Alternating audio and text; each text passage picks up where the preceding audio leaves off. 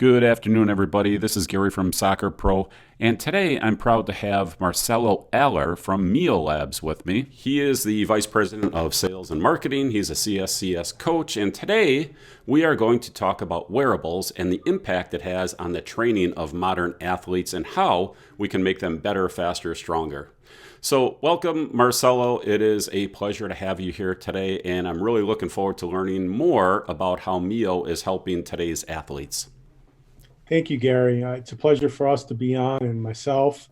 Really look forward to having this conversation. It's a topic that's really near and dear to me. I've been an athlete. I played collegiate sports, but at the same time, I've been a coach, a parent now with kids that are playing as well, and seeing where we've been today on the sports science side is what makes me more excited because we see a lot more applications going on and a lot more benefit to that community. Well, let's jump right into it because I think a lot of people are really interested in this topic. You see a lot more wearable companies out there. There's a lot of competition, as you probably know about. Yeah. There's a lot of different solutions out there. And they all take a little different twist. You know, everyone's looking at things from a little different angle. Everyone has their own beliefs as to what they believe is the best product for the best purpose, for the best training development type of strategy. Mio has gone in a direction for some pretty good reasons, I think. And I'd like to see if you can share some of those philosophies and some of the background behind Mio's philosophy on training and how it helps athletes maybe better than some of the other ways of doing it. Sure. Yeah. So we're an optical heart rate solution.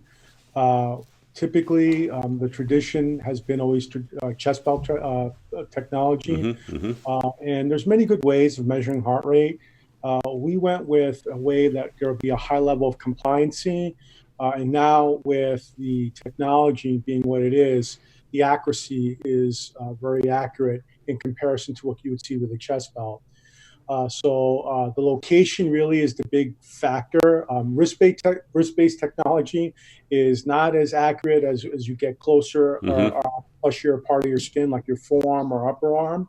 That's the direction that we're going in with our initial release of the one specific product called the MioPod. That technology allows you to record data without setting up any type of antenna on the Sure. pitch. So you don't have to stop your coaching, set up technology. You can deploy a simple armband tracker, let the coach really coach and work with the athletes.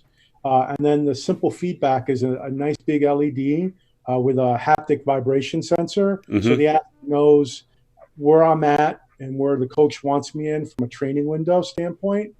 At the end of this, the really meaningful data point is looking at three simple metrics: load, training load, that's what we call it, training effect, and then recovery. hmm That's really where I think the big game changer is, because in the past, you would need exercise physiologists, you would need a lot more historical trended data to be able to make a recommendation to an athlete. So based on the experiences I've had, I've worked with coaches in the USOC, coaches in D1 soccer programs, American football programs, uh, different type of NFL programs, MLS, and really what they looked at was trended data in season. And what they're looking at is standard deviations above or below a certain training score. In the past, you would need historical data to do that. Now you Sure. have algorithms that can give you that feedback within 7 days. So that's really the big difference. That's an interesting topic. So let's talk about that for just a minute. I mean, Sure. most of the time when you look at athletic performance, right, it's all relative. You know, what I can do in a soccer game and what you can do, let's say, in a soccer game. And I'll talk about soccer because, that's who cares about those other sports, right? Okay, Okay. but anyhow, it all comes down to conditioning. So if you take two players and you measure their GPS data, for example, and you say, okay, I ran 5 miles in the game and I had 20% sprinting activity. You ran 7 miles in a game and you had 30% sprinting activity. Well, without the heart rate component, it really doesn't help to know how far I ran and how far you ran, because I might be in a lot worse condition than you. So the load on me is much higher. Yeah. And I Yeah. think that's a missing component in a lot of these tracking devices. And I'm not sure if many people really understand it. So I'd really like you to expand on that a little bit and explain to people why that's significant, and really why it's a critical factor, and they just have to know it to have any type of semblance of good Yeah. logic in the training. Well, I think both data points are really important. You're talking about mechanical load from the GPS data, and just the total load number, distance is not sufficient. Looking at the maximal speeds is really I would say, the more important. How many times they had max sprints in that match or in that practice is more of an important number to me than looking at total training volume, because Mm-hmm. if the total training volume, this is where heart rate training really comes in. If they were at an average of 60 to 70% of their estimated maximums, which you can get in a beep test, or a yo-yo intermittent, or a 30-15 protocol, whatever coaching methodology you adapt in your training practice. The yo-yo test is a common one. You can get that max number, but if they're at 60 to 70 and they had the same training distance, they're not going to get really, it's not really that hard of a load. They should be able to recover within a day, unless Mm-hmm. there's other factors there that a heart rate monitor can give you as well, especially from a recovery score or a resting heart rate score. So something that can give them a trended resting heart rate score is very valuable, because these are students in some cases. Let's take the student athlete, Mm-hmm. poor sleep. They might have had a personal relationship that they're under stress from. Had a fight with Mm-hmm. their girlfriend or boyfriend. Had a test that day. GPS data is limited. If you look at resting heart rate scores, if you look at training scores throughout the physiological data, along with the mechanical data, the mechanical load data. So that's the big difference when you're Mm-hmm. talking about both. Heart rate definitely has a lot more trended information. GPS is getting up there. And then there's just, if you look at GPS, again, you want to look at the maximal sprints. But yeah, that's a great question. I often get it. But the big difference is you can't do an apples to apples comparison. Mechanical load is very different from what heart rate can give you, because heart rate also looks at the nervous system very differently Mm-hmm. than what a mechanical load can give you. Mm-hmm. Mm-hmm. Well, they're two different tools, and really, the more tools you have in your tool bag, the better the analysis can be. I mean, we talk about with Soccer Pro, the video analysis, and people say, well, you're not going to make a great soccer player just by showing them video. Well, of course not, right? They still have to get out and play. They have to get out and play. They have to do technical work. They have to do recovery. They have to do the analysis of their heart rate, the distance. All those things are just components. It's pieces of a puzzle. And I don't like to get into the absolutisms of, well, Yeah. what good is heart rate, or what good is GPS, or what good is video, what good is technical training. So it seems, really like this is a great piece for putting on to the athletes, at the youth soccer level, I think. So when you start looking at when is it age appropriate, okay, when is it age beneficial? I don't want to call it age appropriate, but age beneficial to start utilizing some of these tools. I've seen great benefit of working with kids from 9 and up. And the reason why is because you can start teaching them what proper effort is, but also it allows you to have the ability of having a discussion with mom and dad, Mm-hmm. and Mm-hmm. teaching them, hey, they might benefit from this. But to your point, soccer athletes or any athlete, they get better by playing the sport. So as a coach, one, I just got to make sure I am making sure that they have the least chance of injury, and that they understand what effort is, and they understand what their strength and weakness is. And if I can work from that, and I can enhance positive behavior modifications through that, from the parent and through the child that I'm training with, then it serves a purpose. But it has to be easy for that population. So it Mm-hmm. has to be an Mm-hmm. easy solution. Putting it on one button, go, come back, one button off. It syncs automatically with whatever solution that you have. So it has to be simple for that age. But then as you get older, you can be a little bit more robust in your programming and your reporting and your analytical tools. But at that age is appropriate to have heart rate monitoring, especially if you're looking at mandates for health, moderate to vigorous activities, Hmm. making sure that they're doing at least 150 minutes to 75 minutes of moderate, vigorous intensities, and teaching them what's a healthy lifestyle. Yeah, overtraining is a big topic, and we see this all the time.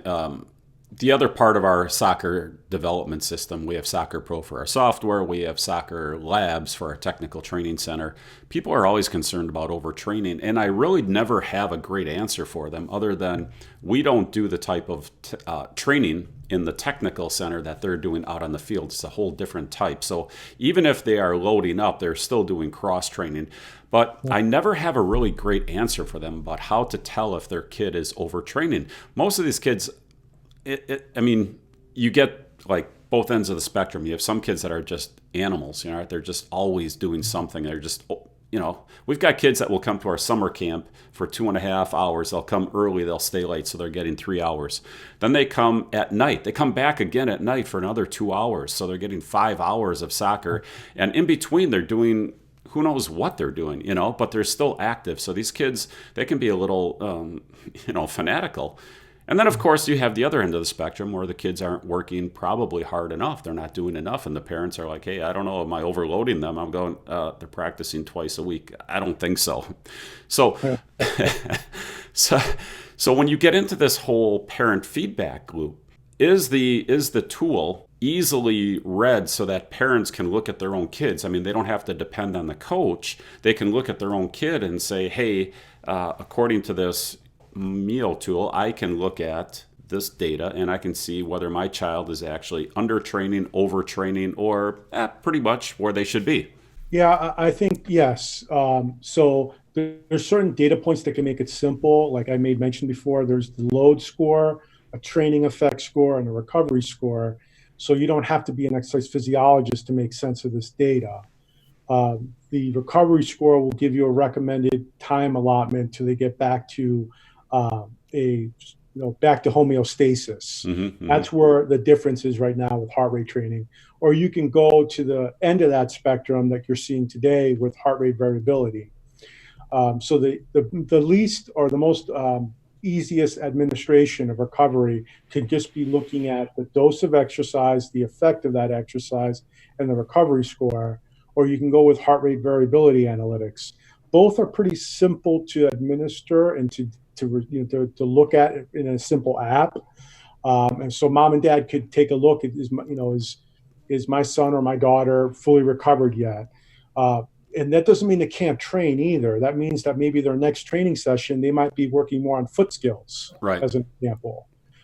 So that's where I think that's where wearable technology can help that overachiever, like you described. And you see the one or two athletes out of that small group that you're like, wow, if I can just keep them healthy, Mm-hmm.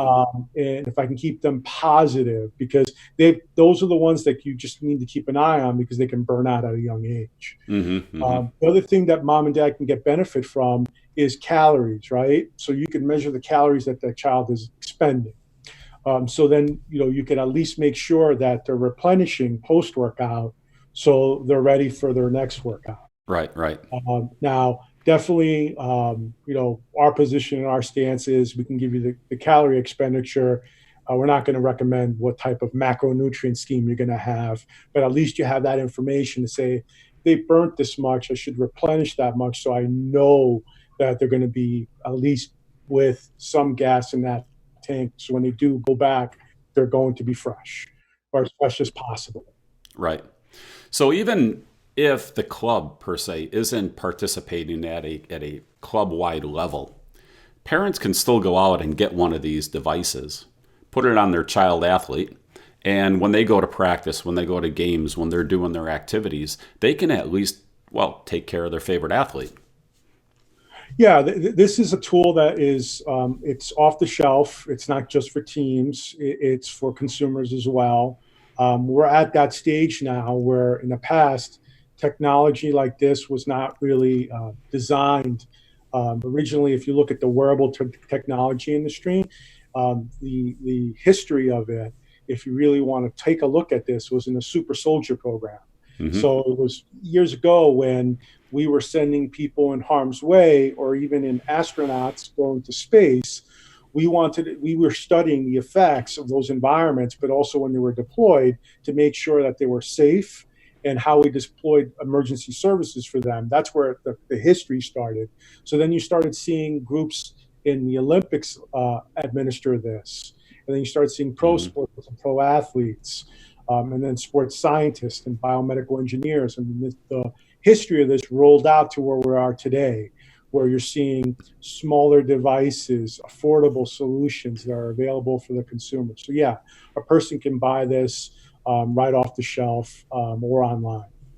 All right. So, as someone who's interested in a product like this, where would I go to buy it? So right now we just relaunched the brand itself. So Neo's been in business since 1999.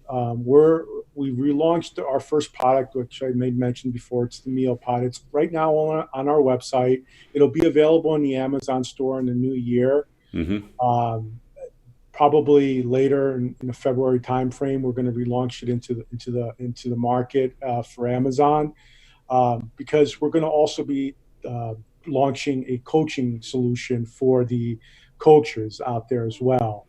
But initially, it's just a consumer solution, so they would go to our website. It's www.mio-labs.com. Okay, mio-labs.com. Yep. All right, I'll put a link to that in the video down below as well, so people don't have to write that down. But mio-labs.com, I'll put that in the link down below. So, okay, so people can go there and buy it. And can you give me an idea of what the cost is? I mean, if I want to buy one for myself and put it on my favorite athlete, what type of money am I going to be spending for one athlete in the house? It's $99. Oh, so it's really cheap. And that comes with the app, right? Yeah, the app is found in the App Store, Mio Training Insights, in the Google or in the iOS App Store. Okay. So it's simple, $99. You buy the pod off your website. You have the app. It's free. You put it right onto your cell phone, iOS or Android, I'm assuming. Yep, correct. Okay. And then you just monitor as a parent. Then you take care of your kid. You get them trained up to the level they should be and not overtraining. And then I guess you can answer the question yourself. Is my child overtraining, or should I put them in for a clinic, or should I avoid that clinic over Christmas? You know what? How we historically trend it, we trend it for a 7-day view, a Hmm. 4-week view, and a 12-week view.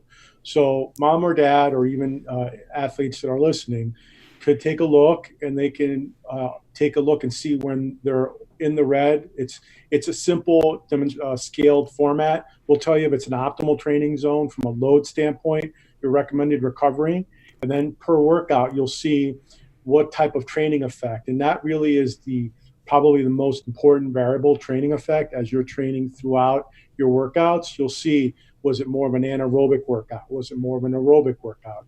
The load number, I would recommend looking at it from a weekly perspective. Hmm.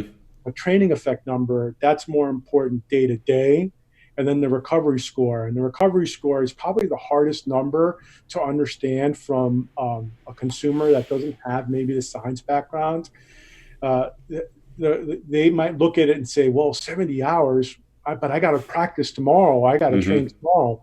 No, that's to get you back to homeostasis, the balance of you. But reality is, you could still train tomorrow. You can still work out tomorrow.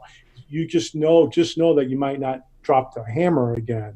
Right. You might, again, going back to that comment of, I might just work on my foot skills, or I might just actually make sure it's just a walkthrough for me, Hmm. or I might do a gym workout where I'm on the bike, or I'm doing like calisthenics. Hmm.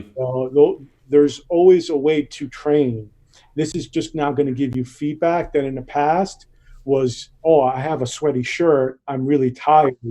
Was it really we have to, I think, as a society, we've realized that's anyone can make you tired.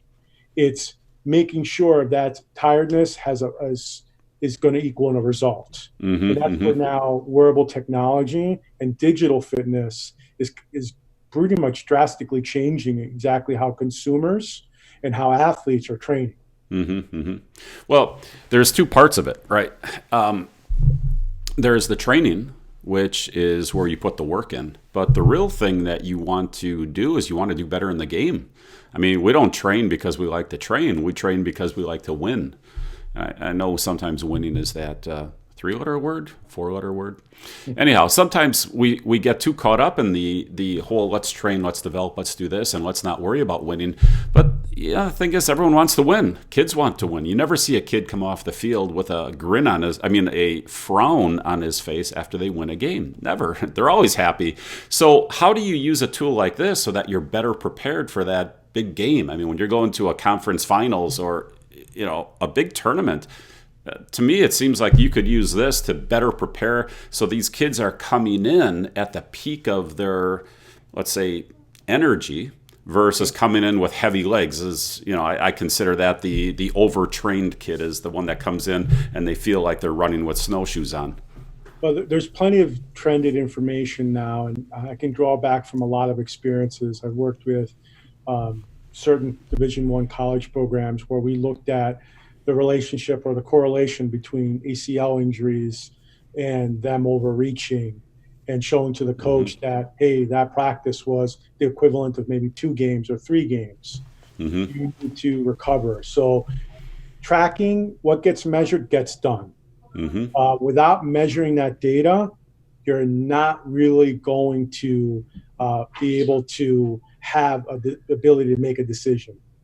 So it's very important to look at that trended data. That's where I think it's going to benefit that athlete is looking over a period of time. Now, that's just one data point. The other data point here is to really, really take into account that don't deny your gut instinct, but also have multiple data points. Hmm. Resting heart rate value, your rate of perceived exertion. In other words, on a scale of 1 to 10. But there's plenty enough research. If you don't measure it, that's going to give you more contextual information to make a decision with. Otherwise, not looking at that, and I tell this to parents. I'm like, "Do you drive a car?" And they say, "Yeah, okay." That's kind of they're looking at me like, "What is he? What's the point Hmm. he's trying to make?"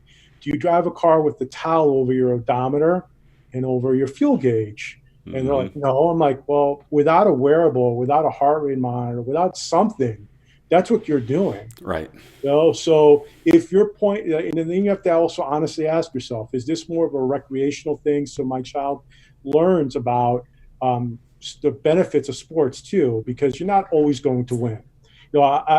When I've coached athletes, I've had that, that information of, hey, you're going to win, you're going to lose.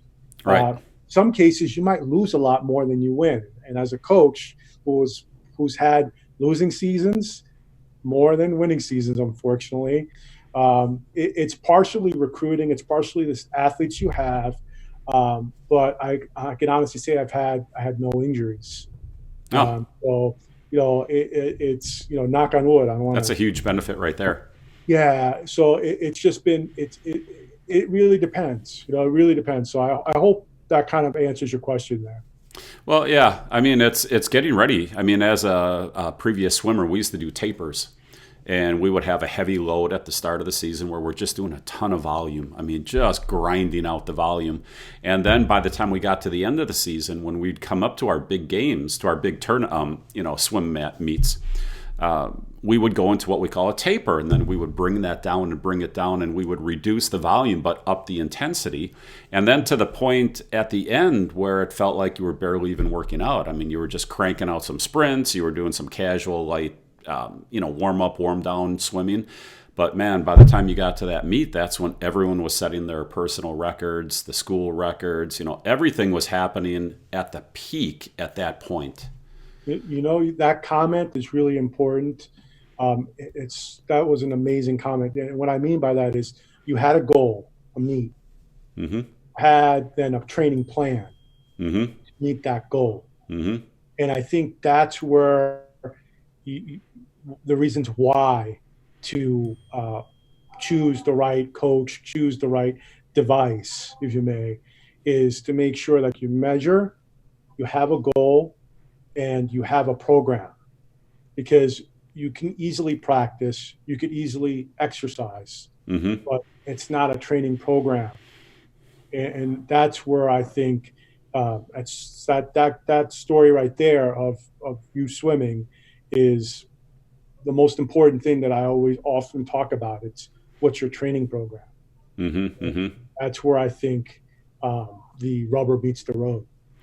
So back to the product in specifically, where are you seeing the greatest success? I mean, if you were to take the products that are already out on the market, the people already using them, I mean, who is getting the most benefit from them right now today? I think, historically, heart rate monitors started really in the consumer market, probably with runners, Mm-hmm. cyclists, Yep. and triathletes initially. Yep. And then track and field and soccer. Soccer has so much research on heart rate training. I mean, NFL programs, MLS and NHL have gone overseas to UEFA to have conversations on how they're actually implementing heart rate technology, GPS technology, um, video analysis technology. And Mm-hmm. now you're seeing it's kind of interesting. Now everyone else across the globe has equally had their sports scientists and their contributions. So I think, if you look at it, that's been probably the best populations that have used heart rate technology. Mm-hmm. Mm-hmm. And when you get back to your product again, if we start looking at where you guys stack up in the market, $99 is a great price. I mean, even a cheap running watch is more than $99. Yeah. So it's a great price point. Is it getting these athletes everything they need? I mean, is there really any reason to go to a higher price point for the youth market? It goes back to, it depends really what's your goal, Mm-hmm. what's your training program, and how are you measuring that. And based on that, then honestly, um, that should be the right product for you. But you also have to understand what's the accuracy of the device, what's the features that are going to meet best features that are going to meet my need. Great battery life. Is this going to have a high level of compliance?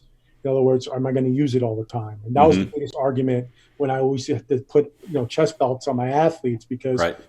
their body sizes. I mean, we're talking about big tapers. So I would have to always make sure I tighten the strap around their chest, because, they create so much force. All of a sudden the straps around their Right. hips and down to their feet, and they're not going to run back to pick up the strap. They're going to, No. they're pushing to the next box. They're not waiting. Mm-hmm. So that was my frustration all the time. But with technology that you see today that is, on an arm, on a back, or on a vest, those are technologies that are easy to use in many different environments. Yeah, the chest belts always feel like they're sliding down.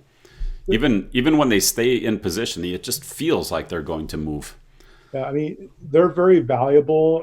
I don't want to like say they were the gold. They're the golden standard, right? Without a Yeah. doubt. However, the thing is compliance and who you're talking to, and is the accuracy there now with optical technology. Mm-hmm. So one of our partners in creating the NeoPod is Valencell, and that is the leader in optical cell technology. It's very accurate in being able to capture that data. That's why we partnered with them in the production of this product. Well, the Apple Watch uses an optical sensor too, doesn't it? Yeah, it's proprietary though, and it's a closed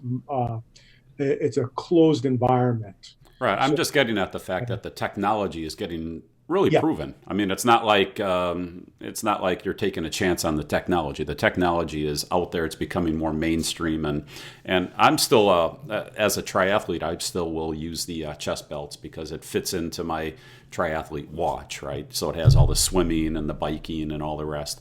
So I really use heart rate a lot. I use heart rate to basically tell me if I'm working the right speed or not, especially on the bike.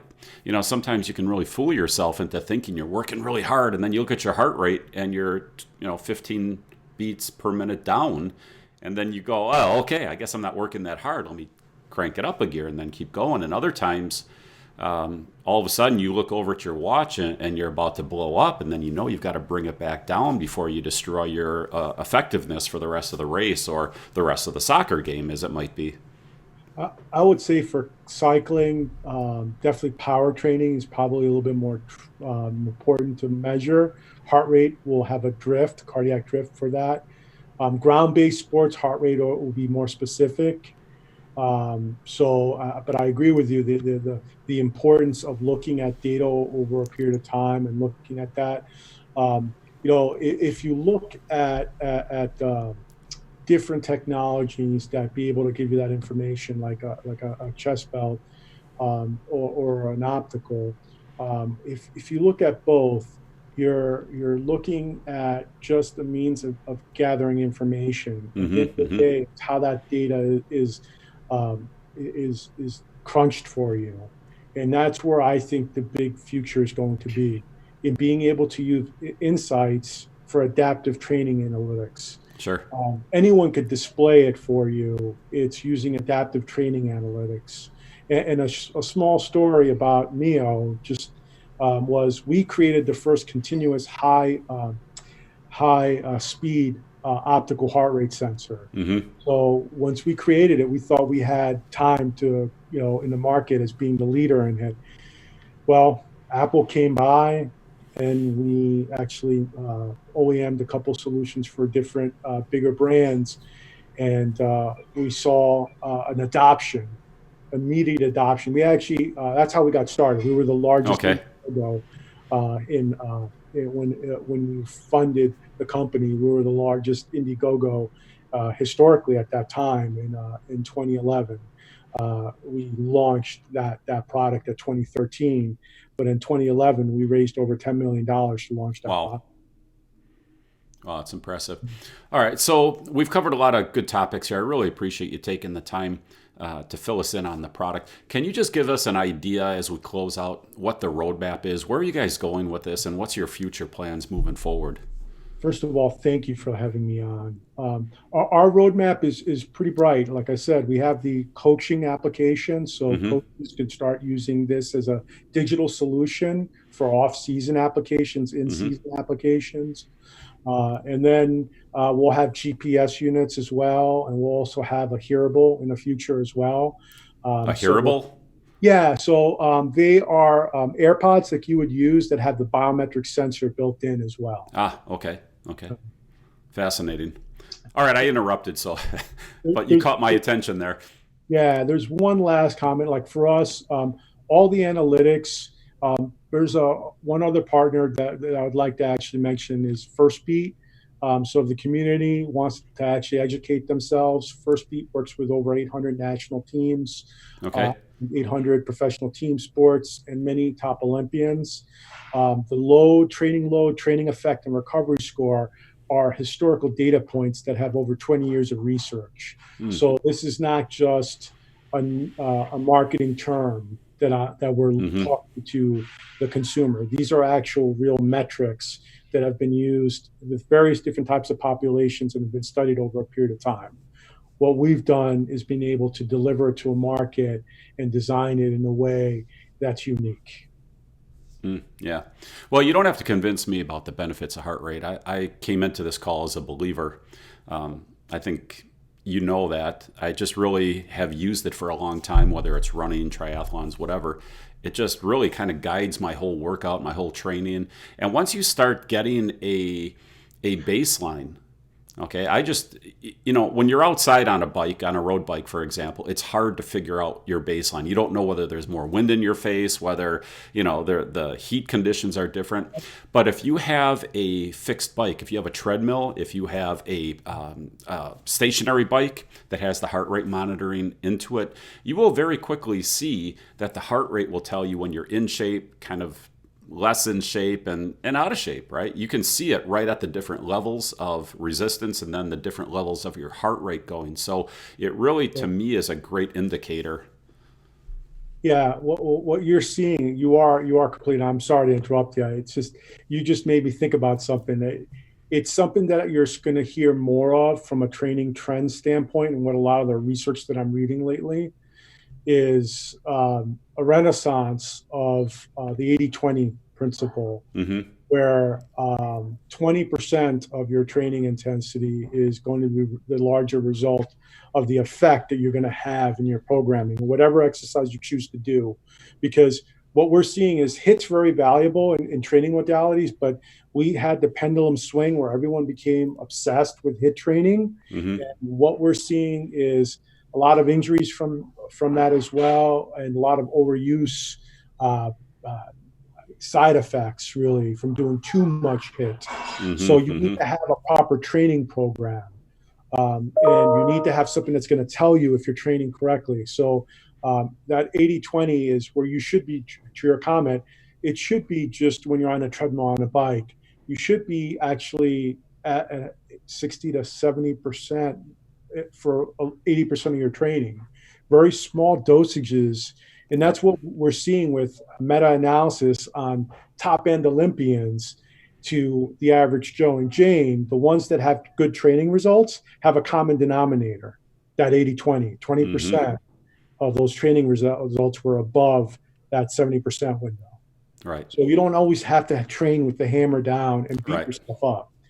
That's the negative of exercise. Some people use exercise because it's a mental thing as Mm-hmm. opposed Mm-hmm. to a purposeful thing. So I'm Right. sorry to interrupt, but No, no, no, that's fine. you, It's yeah, sometimes it's hard for me to get off these calls because I'll keep going and going and going because it's I'm gonna go back and there's another thing that used to happen because I had that mindset. I was the type of person that every training run for me was a race. It's like, could I beat my last time on my last training run? And I would get to you get into the heart of the training, you go out and you say, okay, today is going to be a 5 mile run. But then you start that 5 mile run and you feel good at the end of the 5 miles. So what do? Well, you go, well, I'll further. keep going. I'll do 8 miles. And then you go out for a 3 mile run and you go, well, let's make sure my 5K time beats the last 5K time. And before you know it, you start ending up with all these little nagging injuries. You get jumper's knee, you have tight IT bands, your hip starts to hurt, this starts to hurt. And before you know it, you're just like tick, tick, tick, tick, tick. You're knocking your performance down. Yeah. And I ran into this guy that had a program about running. And his whole thing was to actually run very often, but run slowly and run on a fixed schedule. Okay. You run at a very specific distance, at a very specific rate, which is slower than most people would want to do it. I mean, it doesn't pass the common sense test for what most people believe is common sense. And I did that after going through a lot of injuries. And after I took his program and incorporated it with a very specific plan, and no matter how good I felt at the end of that distance, it'd be like, I'm done. That's it. I mean, that's it. This is it. My watch said I'm done. I'm done. And that's when I started performing at a level where instead of being maybe in the top 30%, all of a sudden I would go home and I'd get a package in the mail and I would look. It's like, look at that. I got a medal. I took second place. Well, I was never on the podium before, so I never stuck around to see who was going to be on the podium because it was never me. And all of a sudden, by doing a smarter program, I was winning instead of, trying to go out and just kill myself in training to try to win. It doesn't work. You have to have a plan. Yeah. So anyhow, that was a long story, but No, but that's exactly that perfectly sums up our conversation. yeah. So do me a favor, one more time. Tell people where they can buy Mio. Mio. It's Mio. Okay, yeah. and then the other company you had mentioned. What is the URL for that as well?